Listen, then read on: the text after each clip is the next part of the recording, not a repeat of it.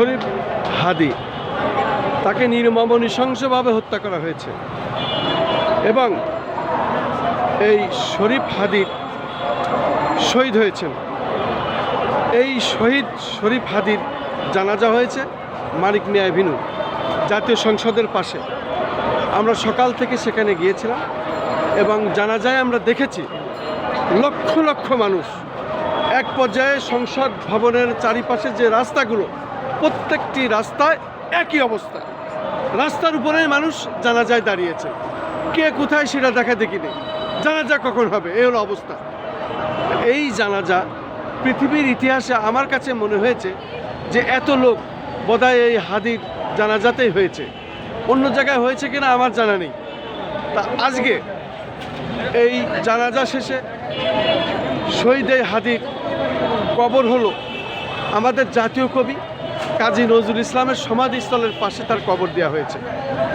এই বিষয়ে যদি আপনি একটু বলতেন, যেহেতু আপনি একজন ইসলাম প্রিয় মানুষ এবং ধর্ম নিয়ে গবেষণা করেন, ইসলাম ধর্মের নিয়মকানুন হিসাবে যদি কিছু কথা আপনি বলতেন, হাদি আজকে কোথায় গেল, কোন জায়গায় আসলো, কি অবস্থা, এই বিষয়টা একটু বলেন। বিসমিল্লাহির রহমানির রহিম। বাংলাদেশ জিন্দাবাদ। সমস্ত প্রশংসা আল্লাহর। আমরা মুসলমান হিসেবে জন্ম নিয়েছি, আমরা মুসলমান ইমান হিসেবে যাতে মৃত্যুবরণ করতে পারি এই আশা আমি আল্লাহর কাছে প্রার্থনা করি একজন মুসলমান নাগরিক হিসাবে। কারণ সূরা ফাতিহা শরীফে আল্লাহ বলেছে আলহামদুলিল্লাহি রাব্বিল আলামিন, সমস্ত প্রশংসা আল্লাহ। আর রহমানুর রহিম, তিনি অতি দয়াময় এবং দয়াময়। ইহদিনাস সিরাতাল মুস্তাকিম, এবং বলছি যে আমরা সঠিক পথ তার কাছে চাই এবং কার ইবাদত করব। ইয়াকা নাবুদু ওয়া ইয়াকা নাস্তাইন, আমরা ওনারই ইবাদত করব, ওনারই গোলামি করব। এই মর্মে আমি মরহুম শরীফ ওসমান হাদির প্রশংসা আজকে করতেছি। আল্লাহ তাকে শহীদি দরজা, বেহেশতের উচ্চ মাকাম দান করুক, সবাই বলেন আমিন। পাশাপাশি আমি সাংবাদিক ভাইয়ের উদ্দেশ্যে বলতেছি, আমার এই জীবদ্দশায় শহীদ শরীফ ওসমান হাদির জানাজায় আমি আর দেখিনি। সংসদ ভবনের দক্ষিণ পাড়ায় সিঁড়ি, দুইটা মাঠ, গেট, সংসদ ভবনের নেম ভবনের পুরা মাঠ, পিছনে আপনার এই পিছনে মিরপুর যাওয়ার রোড, পারাম গেট পর্যন্ত 1 ইঞ্চি জায়গাও খালি ছিল না। সুতরাং যেহেতু দুর্নীতির হার মানার কোনো ইচ্ছা নেই, মর্মে আমরা কোনো লক্ষ লক্ষ লক্ষ লক্ষ জনতা, সেই মর্মে আজকে আমার হৃদয়ে একটা জিনিস হইতেছে ইত্তাকুল্লাহ, আল্লাহর ইবাদত করা। আল্লাহ কখন তাকে কিভাবে মৃত্যুবরণ করবে এসা আরশে আজিম থেকে জালিকাল তাকদিরুল আজিজুল আলিম, তাই বাদে এটা তাকদিরে লেখা ছিল। কিন্তু আমিও যদি একজন ওসমান হাদির মধ্যে চলে যাই, আমি এটা গর্ববোধ মনে করব। কেন করব?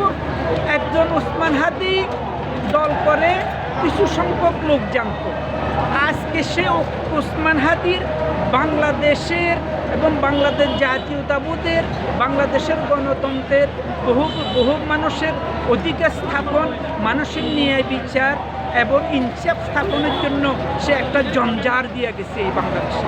সেই জঞ্জারে আজকে শাহবাগ চত্বরকে নাম করো যে শহীদ শরীফ ওসমান হাদি চত্বর।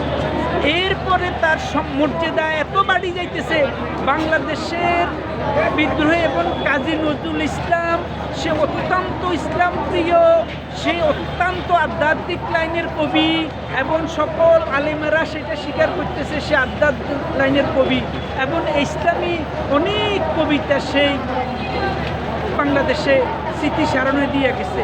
সেই স্মৃতিচারণে আজকে আমার পিছনে জাতীয় বিদ্রোহীর কবির স্মৃতিস্তম্ভ, সেখানে লেখা আছে অন্যতম মশির, শীত অন্যতম মশির। সেই অন্যতম মশির, সেই ঝঞ্ঝার গানটা সেই শহীদ শরীফ ওসমান হাদি সঞ্চালন করছে ইউটিউব চ্যানেলে মানিক মিয়া এভিনিউ থেকে আজকে শহীদ ওসমান হাদি চত্বর পর্যন্ত। এই গানের পিছিয়ে বলতেছে আমরা সবাই হাদি হব, যুগে যুগে লড়ে যাব। আমরা সবাই হাদি হব, যোগ্য যোগ্য লজে যাব। তাইলে এক হাদি চলে যাওয়ার পর লক্ষ হাদি বাংলাদেশে এখন হাদির জন্য মানিক মিয়া বেনিতে উপস্থিত হয়েছে যে ইনসাফের দিন কায়েম চায়, ইসলামী দিন কায়েম চায়, আল্লাহর খোদা বিরুদ্ধ হওয়ার জন্য চায়। এবং তার এই সঞ্চালনটা যদি আমরা মনে রাখি তাহলে আমাদের ভিতরে আর কোনোদিন অন্যায় আসবে না, পেশিবাদী আসবে না, দুর্নীতি আসবে না, অপহরণ আসবে না, ঘুম আসবে না, হত্যা আসবে না। আমরা প্রতিবাদী হতে হবে। আমরা হাদিকে স্মরণ করি, আমরা যদি প্রতিবাদী হই তাহলে রক্ত দিয়েছি কি হবে, রক্ত আরও দেবে, বেশি যাবে অন্যায়, বেশি যাবে অন্যায়। এই মর্মে আমি একটা জিনিস বলতে চাই, অর্গানাইজ অ্যাক্টিভিটিসের দিক দিয়া সকল মানুষের কল্যাণের জন্য, সকল মানুষের জন্য কাজ করা ইমানই দায়িত্ব। আবাদত করতে হবে আল্লাহর খুশির জন্য। যদি অন্যায়কে সহ্য করা হয় তাহলে অন্যায় হয়ে যাবে, আবাদত কবুল হবে না। সেই মর্মে আজকে চত্বরে আবার লক্ষ জনতা এখানে একসাথে হয়েছে, তার স্মৃতিচারণ হইতেছে। বাংলাদেশের মানুষ তাকে জাতীয় কবির সাথে সমাধি দেওয়াতে অত্যন্ত খুশি এবং অত্যন্ত গর্ববোধ এবং শক্ত হাদি শিখে গেছে যে প্রতিবাদ কিভাবে করতে হয়। সে বলে গেছে আমি মরে যাব, আমার গুল্লি যতক্ষণ পর্যন্ত আমাকে মারবে না ততক্ষণ পর্যন্ত আমাকে কোথা মেরে রাখতে পারবে না। তাইলে এই জিনিসটা যদি হয় শির মমশির উন্নত মমশির, সেটা যদি পালন করতে হয় তাহলে আমাদের জাতীয়তাবাদ করি আমি জাতীয়তাবাদী শক্তির সঞ্চালনে আসতে হবে, ন্যাশনালিজমে আসতে হবে। জিয়া তুমি ঘুমিয়ে আসো শান্তিতে, আমরা জেগে আছি 19 দফা কর্মসূচিতে এবং তারেক জিয়ার 21 রাষ্ট্র কাঠামোতে। সেই মর্মে আমি একটু ছোট্ট কথা বলি। আমি ফেনী 1 আসনের জন্মস্থান, আমার খালেদা জিয়া ফেনী 1 আসনের জন্মস্থান। আমাদের একটা স্লোগান আছে, ফেনীর মেয়ে খালেদা, গর্ববোধের আলাদা। সারা বাংলাদেশের ডিস্ট্রিক্টের ভিতরে আমাদের ফেনী 1 ডিস্ট্রিক্ট রয়্যাল ডিস্ট্রিক্ট।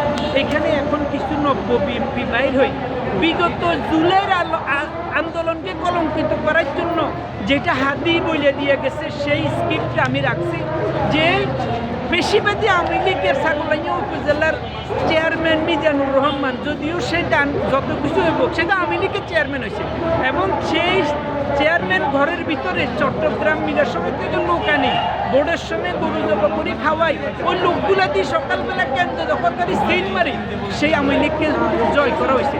তাহলে তাকে ভালো লোক বলার কোনো সুযোগ নাই। কিন্তু এখন নব্য বিএনপি এবং ফেনীর সাবেক সমন্বয়ক গত 16ই ডিসেম্বর বিজয়ের দিনে তার বাসায় যাওয়ার খায় আমার অন্তর খুবই রক্তক্ষরণ হয়েছে। বিজয় দিবসটা হয়েছে যে জিয়াউর রহমানের অধিক ত্যাগ, বীরত্ব এবং বীরঙ্গনার মাধ্যমে সেই 1937 সালে 19শে জানুয়ারি বগুড়ার মগবাড়িয়া জন্মগ্রহণ করেছে। তার পিতা ছিল মরহুম মুকসুদুর রহমান।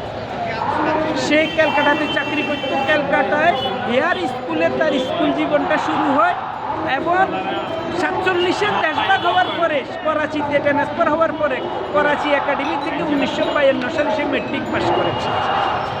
1953 সালে করাচি ডিজি কলেজে অ্যাডমিশন নেয়। ডিজি কলেজে অ্যাডমিশন থাকা অবস্থায় এয়ারপেট এবং সনিকে চান্স পাওয়ার পরে সেই ক্যাডেট অফিসারে উন্নীত হয়। বিদেশে পোস্ট উন্নত প্রশিক্ষণের মাধ্যমে সেই বীরত্ব প্যারাডর হয়। সেই প্যারাডর হওয়া অবস্থায় জ্যাক পোস্টের কমান্ডার হইয়া সেই 16ই ডিসেম্বর বিজয় দিবস আমাদেরকে এনে দিয়েছে। কিন্তু আমরা তাকে তো অবমাননা করতে পারি না। সেই বিজয় দিবসতে সেই একটা পেশিবাদী চেয়ারম্যানের এখানে বিএনপির লোকরা দাওয়াত খেতে পারে না। Narrow mind. সুতরাং আমরা আমাদের বিএনপিকে কলঙ্কিত করা যাবে না। আমাদের তারেক সাহেব আসছে বীরের বেশে 25শে ডিসেম্বর সেই ঢাকা শহর আবার জলোচ্ছ্বাস হয়ে যাবে। আমার পতাকা 71-এর কথা বলে, আমার পতাকা 71-এর জলোচ্ছ্বাস মনে করিয়ে দে। আমার পতাকা 16ই ডিসেম্বরের কথা বলে, আমার পতাকা আমার প্রাণ। প্রথম বাংলাদেশ আমার, শেষ বাংলাদেশ, মরণ বাংলাদেশ আমার, জীবন বাংলাদেশ। শুধু দর্শক, আসলে এই শরীফ হাদি সে তার একটি ইচ্ছার কথা বলে গেছিল মৃত্যুর আগে। সে বলেছিল বেগম খালেদা জিয়ার সাথে আমার দেখা করার খুব ইচ্ছা ছিল, কিন্তু শেষ ইচ্ছা তার হয়নি। সে মৃত্যুর পরে এসব কথাগুলো এখন মানুষের মুখে মুখে ভেসে উঠছে। যখন সে গুলিবিদ্ধ হলো, ঢাকা মেডিকেল কলেজ হাসপাতালে যেদিন রাত্রে আসলো, তারপরে সে আবার তাকে ডাক্তাররাই এভার কেয়ার মেডিকেল হাসপাতালে ভর্তি করে এবং এভার কেয়ার হাসপাতালে দেশনেত্রী সাবেক 3 বারের প্রধানমন্ত্রী বেগম খালেদা জিয়া ওখানে ভর্তি আছে। সেখানে সেও চিকিৎসার জন্য গিয়েছিলেন।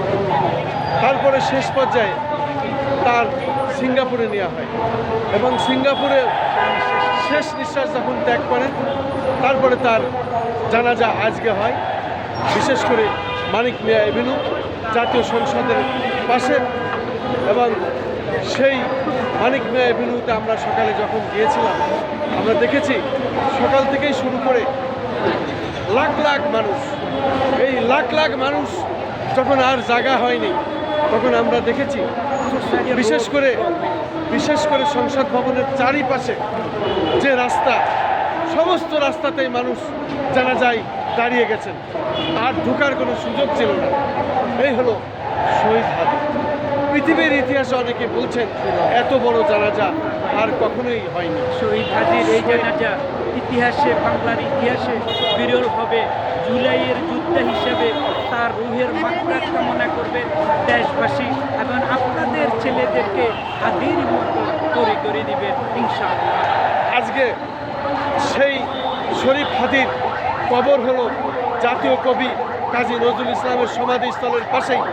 যে কবি ইসলামের জন্য অনেক গান গজল লিখে গেছেন, এখনও আমাদের মুসলমানদের ভিতরে, মুসলিম সমাজের ভিতরে, বিশেষ করে আমাদের ঈদের সময়, রমজানের সময় যে গজলগুলো, যে ইসলামিক গানগুলো প্রচার করা হয়, সেই কবি, বিদ্রোহী কবি কাজী নজরুল ইসলাম, সেই কবি কাজী নজরুল ইসলামের কবরের পাশে তার কবর হয়েছে। এটা কি শহীদ হাদির জন্য কম পাওয়া নয়? এটা আমাদের জন্য। নিখিলের চির সুন্দর সৃষ্টি আমার মুহাম্মদ রাসূল, আমার মুহাম্মদ রাসূল, মাখলুকাতে গুলবাগে যেন হাদির মতো আসি আমরা মুহাম্মদ রাসূল, আমার মুহাম্মদ রাসূল। আমরা দেখতে পাচ্ছি কবি কাজী নজরুল ইসলাম, উন্নত মমশির কাজী নজরুল ইসলাম এভিনিউ। অনেকে এখানে এসে বসে আছেন, মনের আত্মতৃপ্তি। আসলে কবি কাজী নজরুল ইসলাম আর বেঁচে আসবেন না, কিন্তু তার লেখাগুলো, তার কবিতাগুলো, তার ইসলামিক গজলগুলো আমাদেরকে তার মনের মধ্যে ঢুকিয়ে রেখেছে, তার আত্মার ভিতরে বেঁচে আছে। ঠিক সেই ধরনের আমরা কিছু মানুষ দেখতে পাচ্ছি। এই শাহবাগ চত্বরে আসলে তারা কবির পাশে একটু সময় দেন। এটা আসলে এক ধরনের সম্মানবোধ।